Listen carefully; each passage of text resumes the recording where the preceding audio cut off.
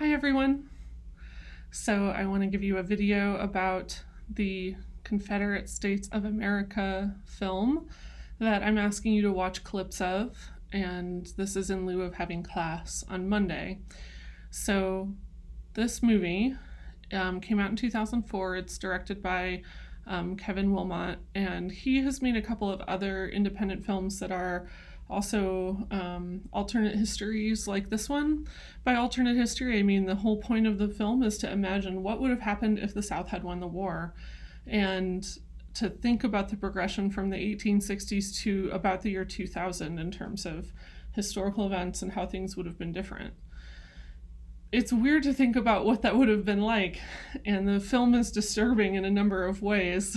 It's definitely a parody. It's considered a mockumentary, fake documentary, and it's definitely in the style of the Ken Burns. And that's part of why I asked you to watch an entire episode of Ken Burns, so that you would see all the different personalities that Ken Burns brings in, and see how Kevin Wilmot just uses all the same types of tropes. So you notice right away that there's an old Southern historian who is sort of playing the role of Shelby Foote. And there are other commentators, and there's reenactments and the battle sounds. I think that the music also parodies Ken Burns and the sort of simple piano playing or old time kind of musical styles that you encounter in the mockumentary. One thing that I find striking about it is this idea that if the South had won the war, that all these other 20th century events would still have taken place. Would World War II have happened the way that it did, and Vietnam, and the film imagines that basically everything else happens the way that it actually did unfold. And so it's sort of weird to think about what that would have been like if the South was in charge of the country and was responsible for negotiating all of those crises of the 20th century. And if the US had still been a superpower, or it wouldn't be the US, if the CSA as it existed had become a superpower. Another odd kind of thing about it is that part of the reason that some of the Confederates were against having some kind of national moratorium on slavery is that they really said that they believed that slavery would sort of die out on its own sometime within the next 50 years. And this documentary takes an opposite tack by saying no, slavery wouldn't have died out. In fact, it would have grown. The Confederacy would have gone on to try to claim some land in Mexico and in South America, and et cetera, et cetera. I mean, I don't find it completely improbable, because if they had won, we don't really know what would have happened. And I think lots of things are possible in that scenario, but it's just a really strange imagining of what the world would look like if Lincoln had to flee to Canada, and and if the Confederates had taken control of the federal government. The commercials in the documentary are a big part of why I want you to watch it. Commercials are horrifying.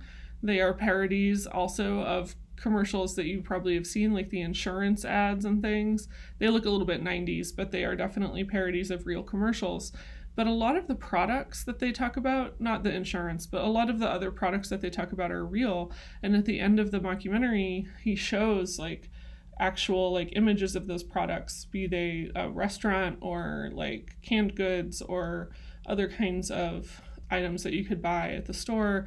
A lot of those things actually did exist. And that sort of makes you wonder then, in what senses did the South actually win their objectives in the Civil War? No, they didn't win the war. And yes, slavery was abolished. But in what ways were they able to maintain the status quo after the war? And I think that's really worth thinking about. For one thing, because we know that a lot of former Confederates were not tried for treason. They were basically allowed to continue to serve in government and in public office, or in other prestigious cultural positions, Robert E. Lee became the president of a university before his death. So during the period of Reconstruction, at first, Black people were able to obtain a lot of actual political power for themselves and held state office and things like that.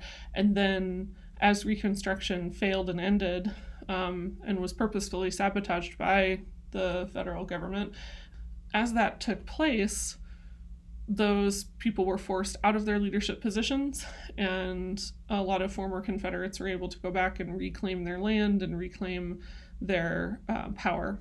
So it's certainly not a parallel to, for example, the end of World War II, when former Nazis were, in some cases, exiled or tried for war crimes or things like that.